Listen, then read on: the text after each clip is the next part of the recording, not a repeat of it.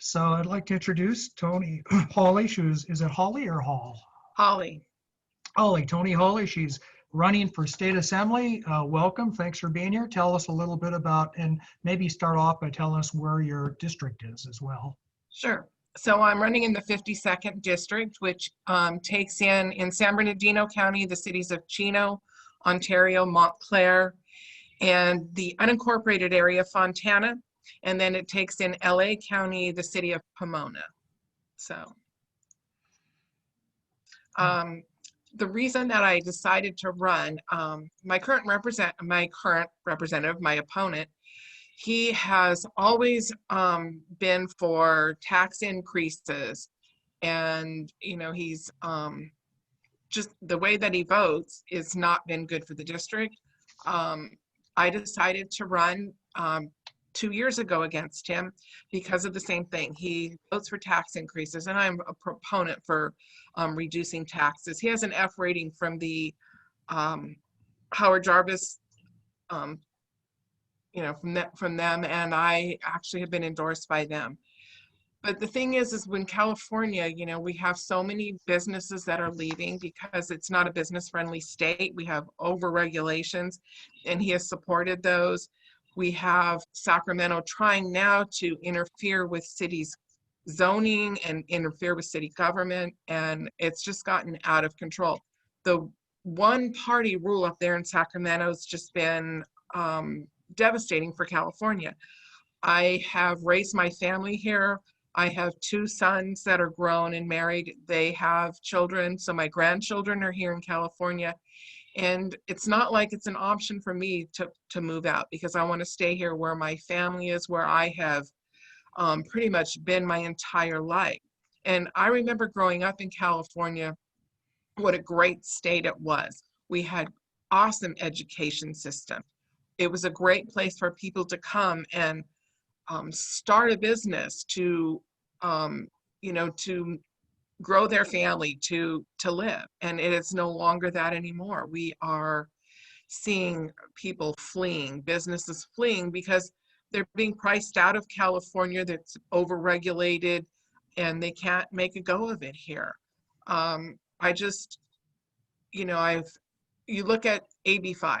That is one of the biggest things where I think it's just been devastating to California. I've been talking to a lot of people in my district, and people that are Democrats, and they are just fed up with the way that the Democrats have actually pushed this AB5. It has impacted their livelihood. Whether they were tutors or court reporters, because some of them are independent, and they're not able to work anymore. And right now with COVID, so many businesses closing, and they're out of work.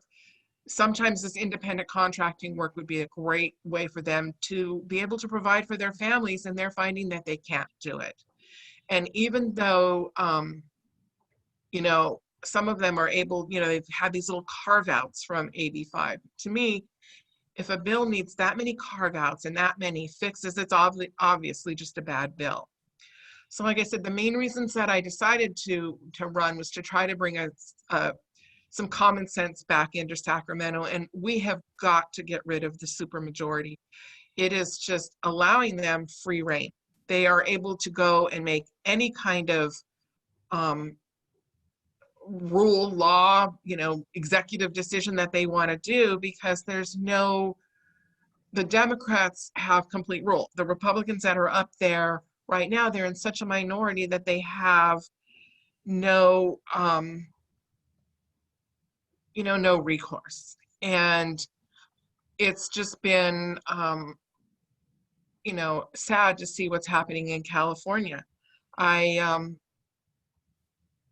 You look at our taxes, our gas tax, all of those things that just keep going up. And right now people are hurting because they're not working. And, we need to open up our economy. And, I'm not discounting the seriousness of COVID by any means. It is a serious illness. I've known people that have gotten it. Some have had it worse than others. Some have, recovered easily from it. But I think we need to allow businesses to open and open safely. We need to get kids back in school. My son and daughter-in-law are both teachers, and they are struggling with trying to teach, virtual. Kids are not set up to learn that way, and I think kids are really going to suffer, and I think we're going to see some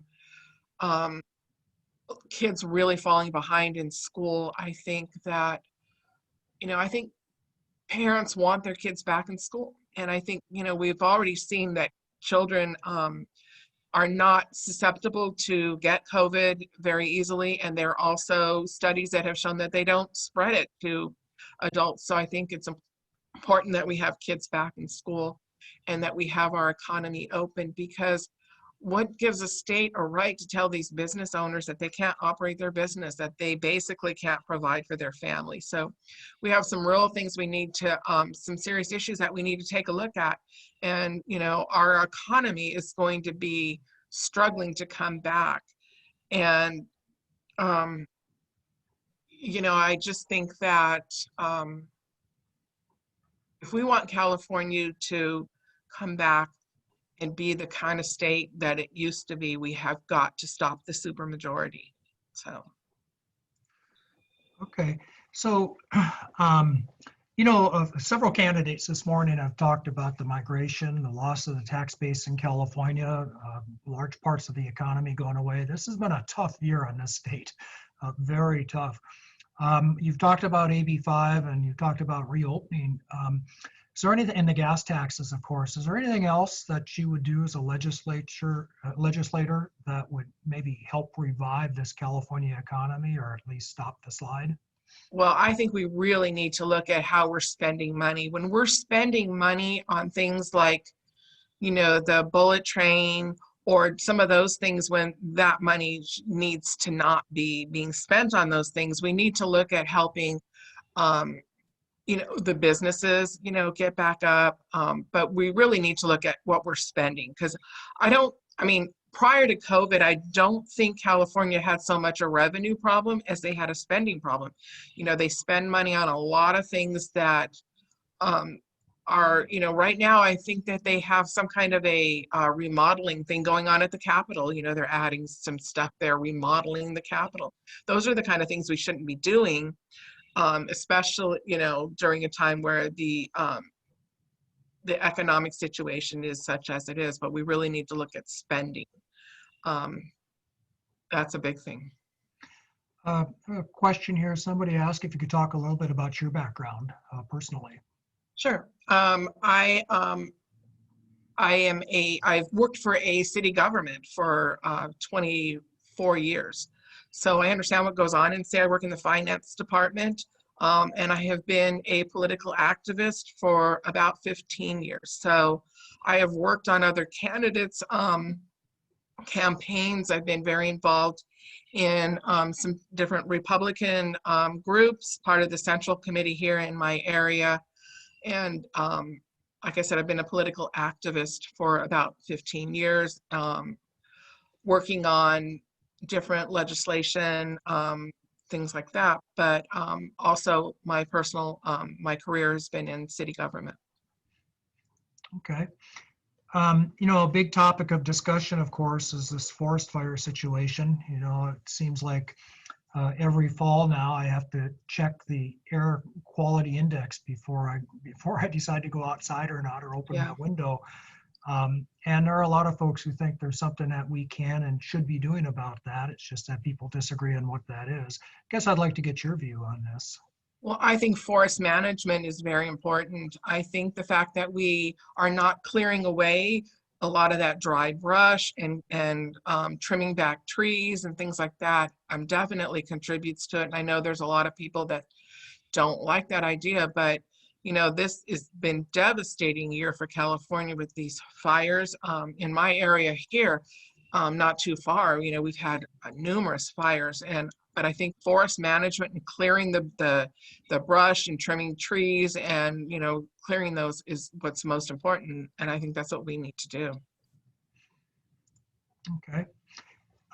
So you talked a lot about AB5 in your presentation, and obviously that is a big controversial issue in this state, right? And somewhat unique to California. And I'm guessing that you would repeal it if you had the I, opportunity. I definitely would work to repeal that. I've talked to a lot of people, and they recently passed some legislation to kind of ease the burden of it, but there's still a lot of them that are unsure. There's still people that won't hire independent contractors because they said it's not quite clear in the wording of some of those things that they've repealed or made these carve outs for. So there's still a lot of people that aren't able to get work as independent contractors. And the other thing too is they were 1099. If they're W-2 employees now, they lose a lot of money because when they were 1099, they were self-employed. And if no matter, depending on what they were doing, if they were driving or if they were doing different things, they had a lot of business expenses that helped reduce their taxes. And as a W-2 employee, they're going to pay a lot more, which is probably why the state wants them as a W-2 employee, because they're going to get more tax money. Yeah, no doubt. There's been some compromise proposals about just, in fact, in California now, independent contractors can elect into unemployment. Do you feel like that's a good, maybe alternative solution to just the whole hog approach of AB5 being one or the other, contractor or employee? That could be a way to look at it. I think that's something that we need to explore, and I think the most important thing is that we are supposed to be a nation that respects freedom. And I believe that people should have that freedom to work as an independent contractor if that's what they want to do. When you're an employee, you're under the regulations of your employer. You go to work at the time they say you go to work, you work for how long you want to, but independent contractors are that because for a reason, a lot of them, maybe they go to school or they have childcare issues. Or I remember when I was up in Sacramento on a trip, we had a person pick us up, an Uber driver pick us up. He was retired, and he said, my wife has a garden club meeting, and on those days I like to go out and drive, and I get to talk to people, and it gives me something to do, and it's enjoyable, and I earn a few bucks. So when we take those kind of things away from the people and take away their freedoms, I think it's a real disservice, and it's not what we're supposed to be about. But yeah, there's some different things that we can look at, and I think in Prop 22, it gives them options for insurance and things like that so that they can opt in for some of those things. And I think we need to explore that, but still allow them that freedom to work as independent contractors. Okay, so we've got a few more minutes, so let me just, California's, there have been some proposals to increase the taxes here. There's been a proposal for a wealth tax, didn't get very far, but those ideas are out there. And a 16.8% top state income tax is out there as well. Where do you come down on taxes? Should they go up? Should they go down? Should they stay the same? Especially income tax. Yeah, I think we need to reduce taxes. I think it's been proven that when taxes are lower, it puts more money in our pockets. We spend more, and when we spend, it stimulates the economy. When you raise taxes, it gives people less money. People hold on to their money, they're not spending money. So, the thought that raising taxes is the right thing to do, I don't agree with. I believe in lowering taxes.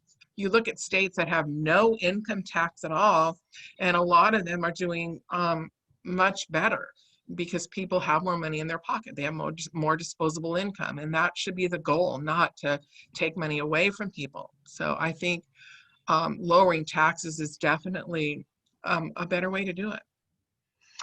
Okay, last question. How do people get a hold of you and find you, and if they want to find out more about your campaign? Okay, so I am on Facebook, and also my website is toniholle.com, ToniHolle.com, and they can contact me through there. They can email me at toni@toniholle.com for anything specific, and I am on Twitter as well. Okay, thank you for being here. Thank you.